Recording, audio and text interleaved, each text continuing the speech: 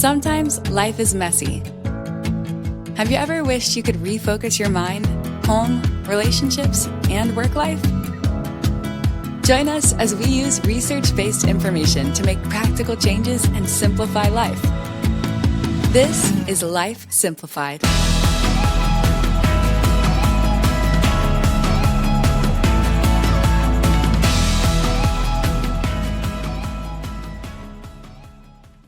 Welcome back to Life Simplified. I'm Ashley, and I'll be your host for today.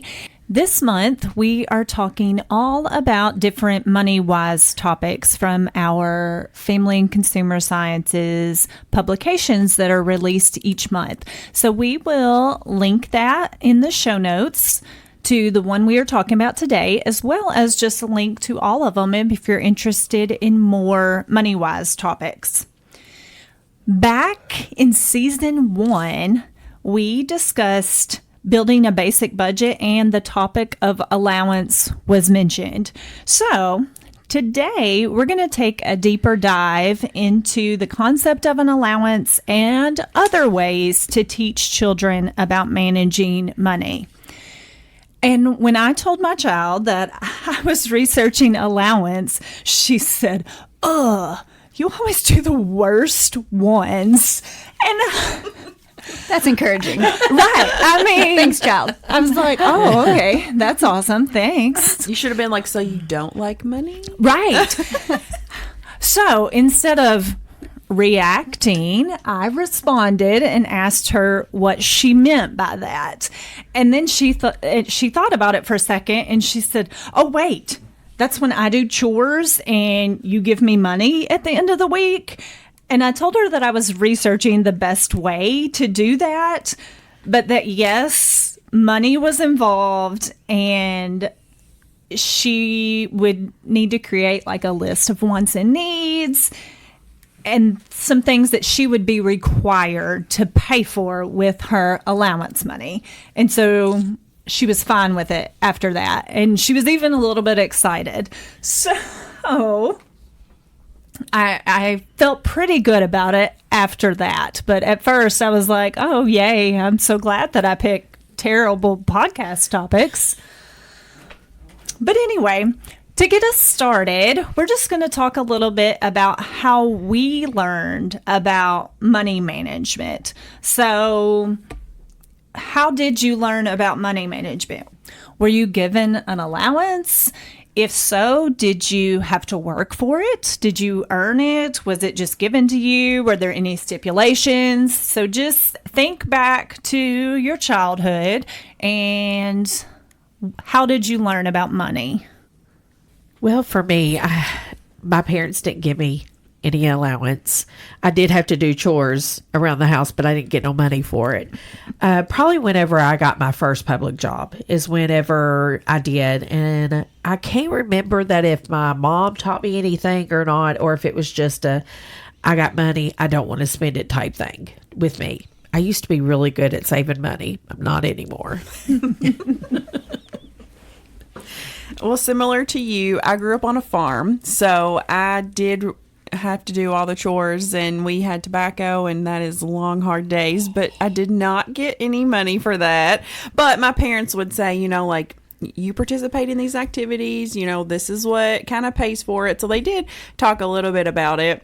And then I remember my dad, one time I was complaining because we were out in the heat, and he was like, "Well, just remember this when you go to school. If you want to do better, this will pay for your college and you don't have to do this anymore." So that was a motivator.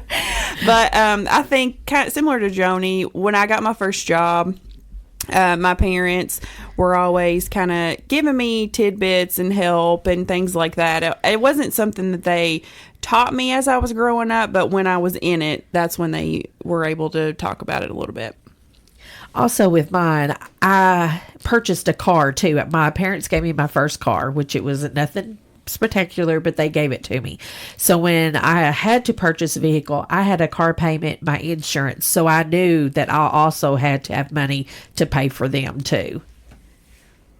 My experience was similar to both of you. I did not have an allowance. That was never a thing.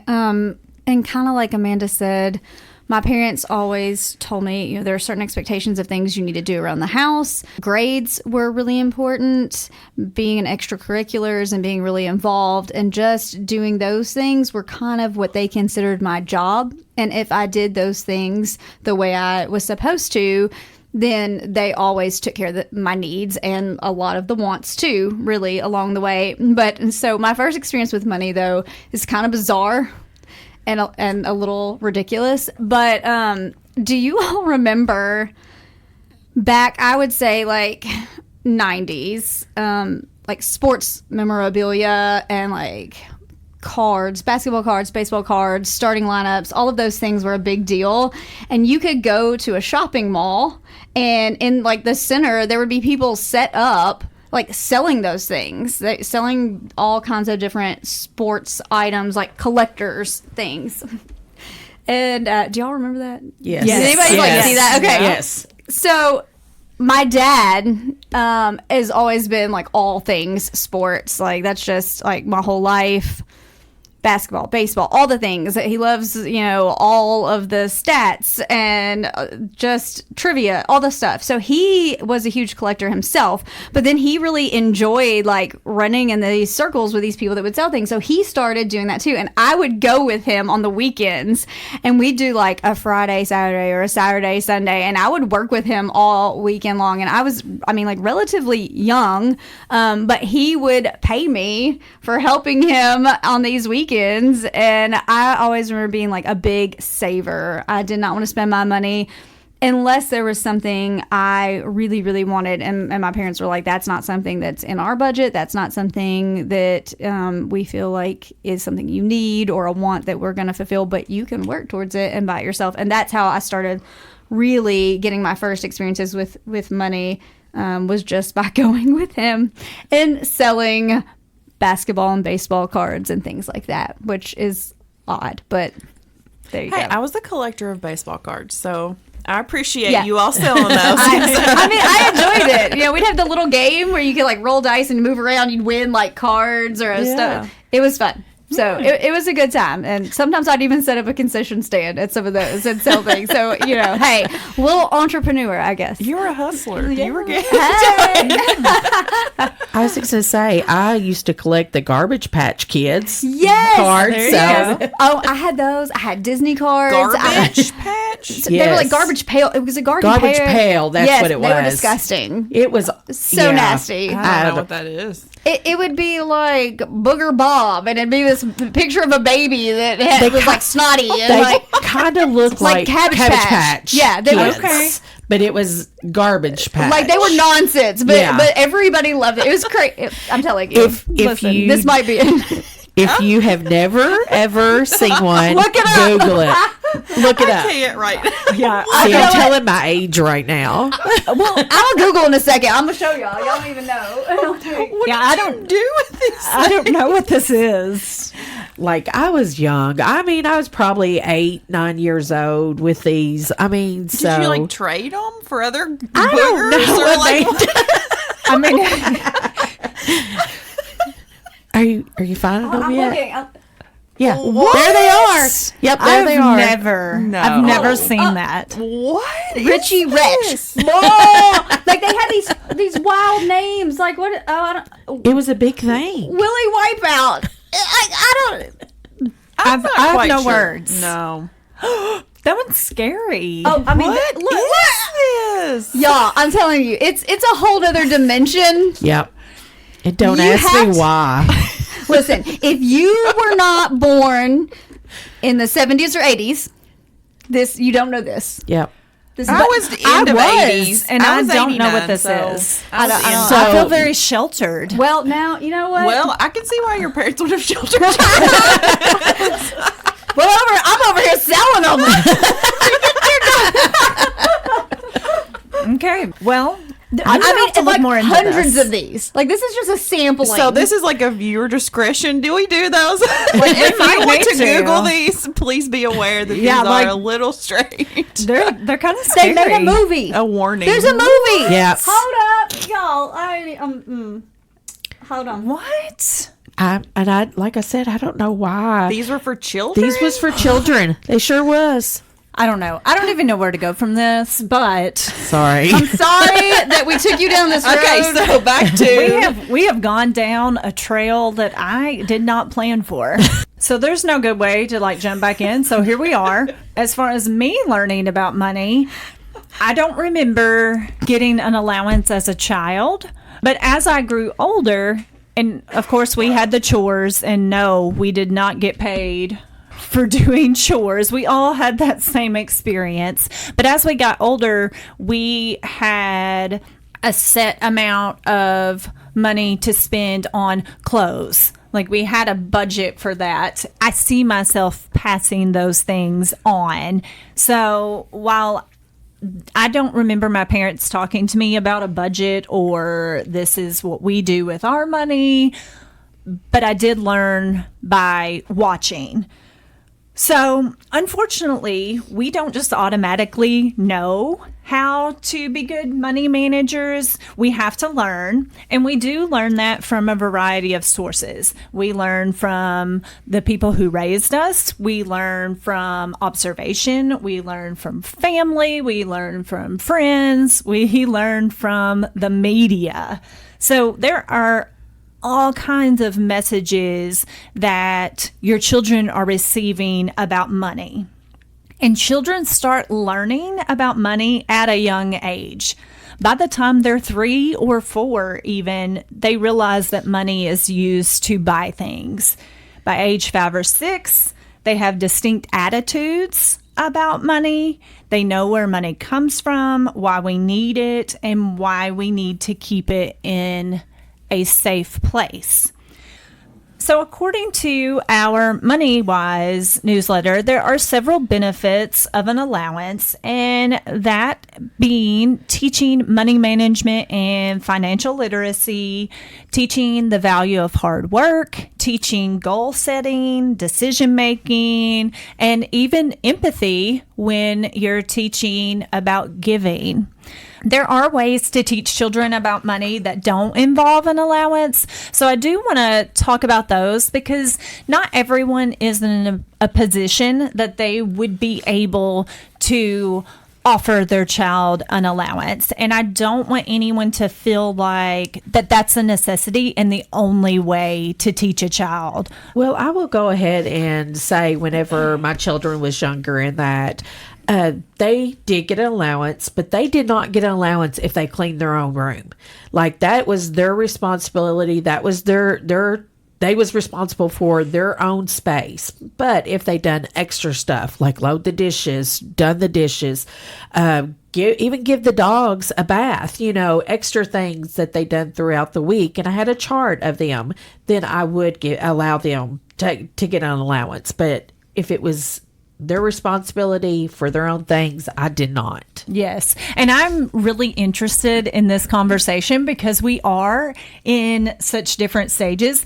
Joni has done this. Her kids are grown, and so she's going to get to tell us what she did. Tiffany and I are pretty much about in the same. Our children are not necessarily the same age, but they're in this age range. And then Amanda, we're going to find out if she's been thinking about this, or maybe she's already started it with the toddler. I'm not sure, but I think this is going to be a really interesting conversation, seeing the different ways that we are handling this right now. Because it seems like we were all raised fairly similar. So, but ways to teach children about money that doesn't involve an allowance. Observation. So children are always watching us, having open conversations. So it's okay if you can't provide an allowance. And your child, their friends may get an allowance. Their child may not know anything about money. They may get all kinds of things, and that may not be something that you are willing or able to do. But talking to your child about work and how what you earn influences your purchases, where you live, how you get to work. Talk to them about budgets and making choices. And you can do all of that without being specific. And I know that money is kind of a tricky subject, and I don't like discussing with my child how much money the house costs or how much money we make. That's not something that I want to talk to her about right now. But I can give her a budget when we go back to school shopping, and she's really good about a budget. When you're paying bills or making those large purchases, include them. You don't necessarily have to tell them exactly, but my child sees me paying the bills, even if I'm doing it online. Like, I make a point to say, hey, I'm going to be paying bills for a little bit. Like, that's what I'm doing right now. Let them participate in the grocery shopping. Give them a snack budget that fits into your overall budget. Like, if you're purchasing snacks anyway, give them that part of the budget and let them pick out their own snacks for the week. I'm just laughing. You're laughing. Well, we've done some of the things. Like, he'll say, well, why are you going to work? Or what are you doing? And I'm like, Mommy and Daddy go to work so you can buy snacks. That's what I tell him. Yes, I love it.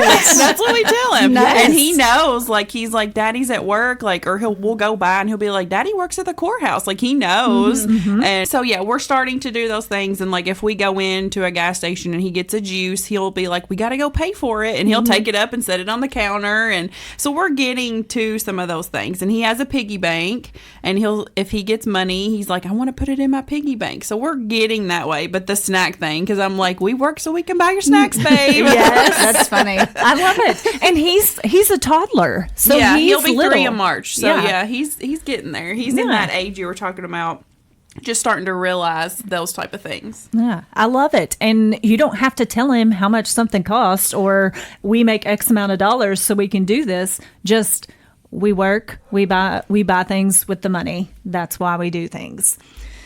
And then, depending on the age, you can help them figure out how to earn money on their own. If you live in a location where a lemonade stand is a thing, then have a lemonade stand. Can they walk dogs? This all is age dependent. But I remember, and I didn't mention this, but that just popped into my head. My grandfather used to have an auction mart, and so we would have to go to the auctions, and Dad would work and Mom would work, and then my brother and I would sell drinks. And that was our contribution, and we would get to keep some of that money that we sold drinks for. And it was 50 cents. Back in those days, it was 50 cents for a can of soda, and we were just learning that, hey, we're working for this money, and then now we get to keep it. And we each had different ways of spending said money, but it was ours. You can also read books. I mean, we know that I'm a big fan. When my youngest was small, we did books about everything. We read books about money. We read books about going to the dentist, about going to the doctor. That was our way to learn about all the things. And then playing board games is a great way to learn about money and budgeting. You can play online games, have a store. I remember my youngest used to love playing store. So, and I remember playing store as a child. I remember Monopoly, and I think that teaches patience too. Oh, yes. Because I feel like Monopoly never ended. No. I mean, if you can get through a whole game of Monopoly, like, you're doing something. That's funny because forever. At Christmas this year at my mom's house, we usually play Rook. My sister and I, my mom and dad, but this year we played Monopoly. I brought there's a card game Monopoly, and we was going to play it, but my mom was going to play with us, and so we got the old Monopoly board game out, and so that's funny, just mentioning that. Which we had a good time. Are you still playing it now? No, actually, is it still going on? Has it ended yet? We kind of ended it because we had to end up cooking supper, but my mom beat us. So Nice. She's had some experience She- with the money management. that definitely talking about playing store. My granddaughter, which she is 5, she's fixing to be 6, and she loves to play store. And she has a cash register with the money in that. In which now she's at the age she's starting to know like what bill is what, but it's just so funny watching them getting that concept of what actually money is and how much it actually costs. Yes. So I think there are plenty of ways to teach about money without an allowance. But switching gears to an allowance, if that is the route that you would like to go, based on the research, there are 2 schools of thought on allowances. Allowances should be earned, and allowances should be given. So some think that having children earn an allowance helps show them the relationship between work and money. And then some say that children should do chores because they're a member of the household and they shouldn't be paid for that. That's me. Yeah, I was like, Yeah, I was like, thoughts. that's me Like, too. what do we have? What are we thinking? Well, like I said a while ago, if it was their responsibility, if it was theirs, they did not get no money for it. But if they helped out extra in the house, then I would pay them for that. One thing that I found, Positive Parenting Solutions, and these are still with 2 different schools of thought. It's the idea of family contributions instead of the word chores, and changing the way that you're thinking about an allowance, that it's not a payment, but it's a training tool. And so that's kind of one school of thought. And then Dave Ramsey also has the idea of commission. The money earned is tied to the work, but the chores in which money is earned are separated from family chores. My goal is not to tell you which option to choose, but to just kind of help you think through that. And I thought both of those were really good ways of looking at it differently, because my initial reaction was, no, you're going to have to do something to earn some money. And I think that's probably because of my background and how I was raised. And so that just gave me something to think about.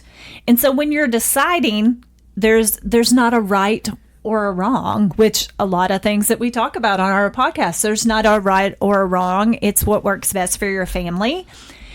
So you have to determine the lesson that you want your child to learn. And, of course, what works best for your family. So when you're thinking about how much, if you choose to do an allowance, whether you choose based on their earning money based on chores, or they get a set amount and chores are just expected, think about what you want your child to pay for. That's really important when deciding an allowance, because if you want them to pay for their snacks, well, you go to the grocery, you know how much snacks cost, so you're going to have to factor that in. And also very important, you have to know what fits into your budget. Some recommend $1 per age per week, but that may not fit into your budget. And one thing that my daughter and I used to do, on Fridays, we would go get ice cream. That was just kind of our thing. I would pick her up after work. We would go get ice cream. And that has kind of transitioned as she's gotten older. But one of my thoughts was, okay, this is something that we do every week. So now, if you're getting an allowance, your money pays for that ice cream. And then I was paying for it anyway. I was buying her this ice cream every week. So now it would be up to her to decide whether or not we get ice cream. Thoughts on making a decision? So I guess we could call it I'm a little old school in my thoughts with the way this works, because like I shared, I didn't get an allowance, but I did very much understand that things weren't free and that my parents worked hard for what we had, and that my choices and the things I did and didn't do and contributed or didn't contribute did determine what I received and what I did not receive and how that was going to work. And I guess that worked for me. So that's sort of the same school of thought I've kept with my kids. For me, and this is totally like just my thinking. So I haven't researched this. This is just Tiffany's thoughts. I don't want to pay my kids for doing things around my house because I need them to understand that no one is paying their father and I for making the house work. And that there are certain things you do in life that no one is going to pay you for. It's your responsibility. And in order for things to work, you just have to do it. So I've never felt like I needed to pay them to do really anything that I asked them to do around the house that makes our house work. Whether it's laundry or dishes or their room or whatever. I just feel like those are all parts of things that make our household function and not implode in on itself. Now, if they go to their grandparents' house and they help them with something there, or they go to work with one of us and they assist in something there that is not a normal, like, this is just how our house functions, then typically they may get paid in money, or that an item they've been wanting may get purchased, or they may get to choose something, because that's outside the realm of just what I feel like everyday life, let's just all work together and make this happen, goes. I don't know if there's any like research on that or any school of thought on that, but for me, I'm just like, I fear that if I pay them for doing things at my house, they're going to grow up and then be like, no one's paying me for look at all the lovely things I did. I made dinner. I cleaned dinner. I vacuumed the floor. No one is patting us on the back for those things. And so I don't want to set them up for unrealistic expectations. But I also do have lots of conversations with them about money. And one thing I did kind of mess up on, and I've tried to change. And so I'll put this out there because I wasn't cognizant of how it sounded. There would be things my children would ask for or want to do, and I would say, we can't afford that. And that wasn't necessarily the truth. And my kids would call me on that. What do you mean you can't afford it? You don't. And I realized those were the wrong words. Because yes, I probably could afford to buy that thing or do that thing. But I had to start explaining that just because you have the money that you could do something doesn't mean that that is the right choice for your money. And so I've had to change those thoughts, into more of either that isn't in the budget or that's not where we're choosing to spend our money right now. Because I realized they were like, you're basically telling a non-truth there. Like, you can't afford that. Or then they get concerned and be like, do we not have any money? Are we okay? And that's not helpful either. So I don't know. I have a weird spin when it comes to money, and don't know that I'm right or wrong. So those of you listening, do not just take it for what it is. It's just solely this is what so far works for us. Well, and like we said earlier, there's not a right or a wrong. You have to do what works for your budget and your family. And I appreciate that spin. And I have done something similar. And the only reason I even thought about this, because I was getting tired of I want this, I want this, I want this, I want this, I want this. So my husband and I talked about, okay, we're buying some of these things anyway. I said, I really need her to learn the value of money and that it's not unlimited. And if you make a poor choice, then there are consequences for that. You're not going to have that money to spend when you want it if you buy X, Y, and Z.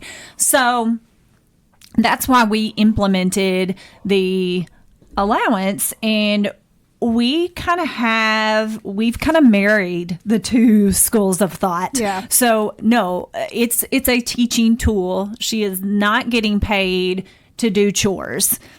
She is expected to do chores. And there at one point I was like, well, you don't get paid we have a set day that is the allowance day, and you don't get paid until after your chores are done. And then I was like, well, that's defeating the whole purpose. And I had a hard time remembering to do the allowance, so I had to set a reminder in my phone because it was a new habit and I just wasn't thinking about it.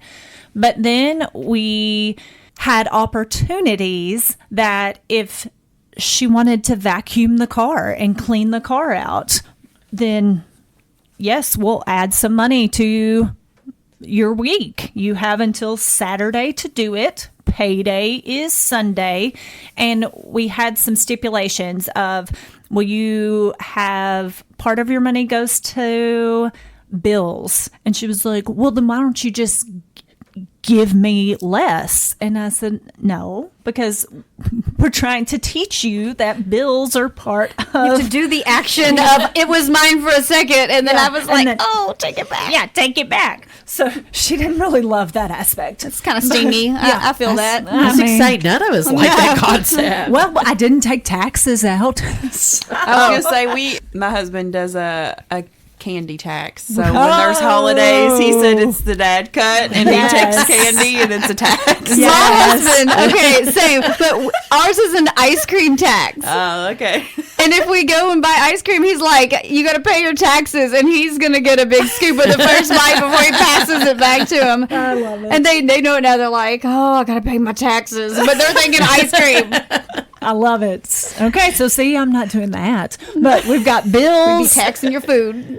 savings. She has to save a certain amount. She has to put aside a certain amount to give. And then she has her spend. I have a family member very similar to that, but as her children got older, they was in all kinds of extracurricular activities with school, and they would have this certain amount of money, but they would have to pay her gas money to take them to these activities and that. So they had to learn the concept. Well, just because the car has gas doesn't mean, that you could go. So they had to pay her to be able to go to these places. Yeah, that's good. I mean, you put your own spin on it for what works in your family, whether it be an allowance or not. And this has really gone well. I will say that we've had to have another conversation because we set the savings and she actually did really well about putting some extra money that we didn't require her, that she got at Christmas and things like that. And she said, I'm going to put it in savings. And I said, okay, but you don't get it out. You have to have a specific savings goal before you can take that money out. Okay. Well, she went shopping with a friend after the holidays, and she came back and she was showing me all of this stuff, her haul, if you will. And I said, that's a whole lot. Like, where did you get the money for this? And she was like, well, it's mine. And I said, did it come out of your spend folder? Well, yeah, and my savings. And I said, now you weren't supposed to take savings money out. And she said, I was saving for a shopping spree. That's what I was She had a new goal. Yeah. She had a goal. Which, bravo to her for thinking on the spot. Like, I'm not. No, I knew she was going to come up with that. I'm not that quick. But I was like, false. That is not. No, we're writing a goal down. It's like that girl is going to be like, my goal was shopping spree. Yeah. Well, y'all know my child, so. But anyway, so we had to have another little conversation about that's not what your savings is for. So. Does she have a goal now? No. Oh. No, not until the next shopping spree comes out. So that's why she can't touch her savings right now. But anyway, so whatever works for your family and your budget is what we're going with. But there's a few tips, and these came from a variety of sources. We'll link those in the show notes. But moneyfit.org and 360 Financial were two of the big ones. Whatever you decide to do, set your expectations and stick to them and discuss them ahead of time. And let your child know what you are no longer willing to pay for, so that when they make a mistake, and they will. We all make mistakes. They learn from that mistake. So, which brings me to my next point. Let them make the mistake. This is a learning process. And if we let them make the mistake while they're younger, then the hope is that they will learn from this mistake and not continue repeating it. So resist that urge to rescue them when they have spent all their money on skincare. Oh, I'm sorry. That was too personal, wasn't it? And now they can't purchase the other thing that they want. Talk often. Talk about budgeting. Talk about impulse buys. And my child is like, she wants something and she doesn't always think about the tomorrow. Like, I want to do this right now. I'm not concerned about what comes up tomorrow. And so talking those things through is helpful. Teach them to save. So that delayed gratification, which, I don't love it. I also want what I want when I want it. And then also teach them how to give. On the flip side of that, avoid giving them too much. You want them to be able to afford the needs that you have outlined for them, but you also want them to save for what they want. And I still remember the first purchase that I made with my own money, and I had to save, and I think I even had to put it in layaway. What was it? It was a wedding Barbie. I remember my first one too. I wanted an American Girl doll. Oh. And I saved for that. I think I was in 3rd grade. Yeah. I wanted one bad. And my parents were like, no, that's an expensive doll. And I was like, okay, challenge accepted. And I also still have her. Yeah. Mm-hmm. And I took so much better care of that one than I did some of the others. So, but yes, I remember that. Give them opportunities to learn. Teach them about setting a SMART goal: specific, measurable, attainable, realistic, time-bound, and then be consistent, which I told you I had trouble doing the first time. Like, pay them at the same time every week or whatever schedule you set. We thank you so much for listening today. We hope that you enjoyed this discussion. I think it's obvious that we enjoyed this discussion, and we would love for you to help us reach others with the podcast. If you would take a screenshot of your favorite episode and share that on social media, or just tell your friend that you've been listening and that they should give it a try too. Just help us get the word out there. If you have not followed us on Facebook or Instagram yet, we would love for you to do so. If you have ideas for upcoming topics, feel free to reach out to us and let us know. We have an email address, lifesimplifiedpodcast@gmail.com. Thank you for listening. This is Life Simplified. Thanks for listening to Life Simplified. We are family and consumer sciences agents with the University of Kentucky Cooperative Extension Service. Contact us at lifesimplifiedpodcast@gmail.com.